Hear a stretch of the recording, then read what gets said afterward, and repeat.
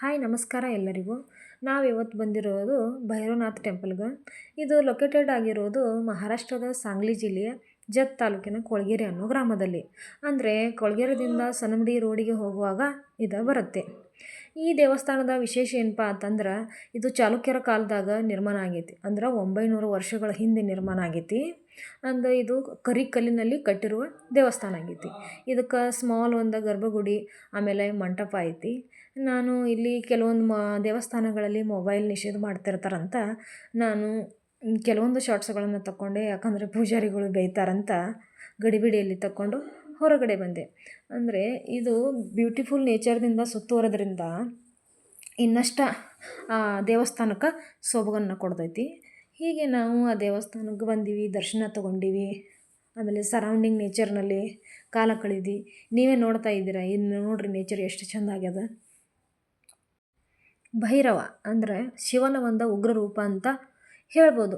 ಯಾಕೋ ಗೊತ್ತಿಲ್ಲ, ಪ್ರತಿ ಸಲ ಈ ದೇವಸ್ಥಾನಕ್ಕೆ ಬಂದಾಗ ಏನೋ ಮನಸ್ಸಿಗೆ ಶಾಂತಿ ಮತ್ತು ಪಾಸಿಟಿವ್ ಎನರ್ಜಿ ಆ ರೀತಿ ಅನುಭವ ಆಗ್ತದೆ. ಈ ಭಾಗದ ಕಡೆ ಬಂದಾಗ ನಾನು ತಪ್ಪದೇ ಈ ಸ್ಥಳಕ್ಕೆ ಭೇಟಿ ಕೊಡ್ತೀನಿ. ಯಾಕಂದರೆ ನೀವೇ ನೋಡ್ಬೋದು, ಹಚ್ಚ ಹಸಿರಿನ ವಾತಾವರಣ, ಆ ಪಕ್ಷಿಗಳ ಇಂಚರ, ಶಾಂತವಾದ ವಾತಾವರಣ, ಹಾಗೆ ಸರೌಂಡಿಂಗ್ ಹಿಲ್ಸ್ನಿಂದ ಸುತ್ತುವರೆದೈತಿ. ಇಷ್ಟು ಬ್ಯೂಟಿಫುಲ್ ನೇಚರ್ ಅದ ಅಂದ್ರೆ ಇದು ನೇಚರ್ ಇಷ್ಟ ಆಗೋರಿಗೆ ಇಷ್ಟ ಆಗೇ ಆಗ್ತೈತಿ. ಇದು ಆಲ್ಮೋಸ್ಟು ನಮ್ಮ ಉತ್ತರ ಕರ್ನಾಟಕದ ಸೈಡ್ದವ್ರಿಗೆ ಗೊತ್ತೇ ಇದ್ದಿರ್ಬೋದು, ಇರ್ಲಿಕ್ಕೂ ಇಲ್ಲ. ಯಾಕಂದರೆ ಎಷ್ಟೋ ಭಕ್ತರು ನಮ್ಮ ಗುಡ್ಡಾಪುರ ದಾನಮ್ಮ ದೇವಿ ದೇವಸ್ಥಾನಕ್ಕೆ ಭೇಟಿ ಕೊಡ್ತಾರೆ.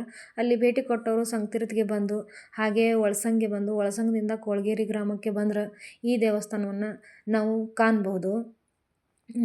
ಇದು ಧಾರ್ಮಿಕ ಸ್ಥಳ ಕೂಡ ಅಲ್ಲದೇನು ಪ್ರವಾಸಿ ಸ್ಥಾನ ಕೂಡ ಆಗೈತಿ. ಇಲ್ಲಿ ಎಷ್ಟೋ ಜನ ಒನ್ ಡೇ ಟ್ರಿಪ್ಪಾಗಿ ಬರ್ತಾರೆ. ನೀವು ಈ ಭಾಗದ ಕಡೆ ಬಂದಾಗ ಈ ಸ್ಥಳಕ್ಕೆ ಒಮ್ಮೆ ಭೇಟಿ ನೀಡ್ಬೋದು.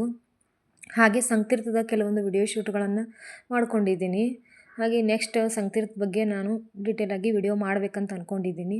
ಹಾಗೆ ಈ ವಿಡಿಯೋ ನಿಮಗೆ ಇಷ್ಟ ಆಗಿತ್ತಂದ್ರೆ ಲೈಕು, ಶೇರು ಮತ್ತು ಸಬ್ಸ್ಕ್ರೈಬ್ ಮಾಡಿ ಅಂತ ನಾನು ಹೇಳಿ ಈ ವಿಡಿಯೋನ ಮುಗಿಸ್ತಾ ಇದ್ದೀನಿ. Thank you for watching.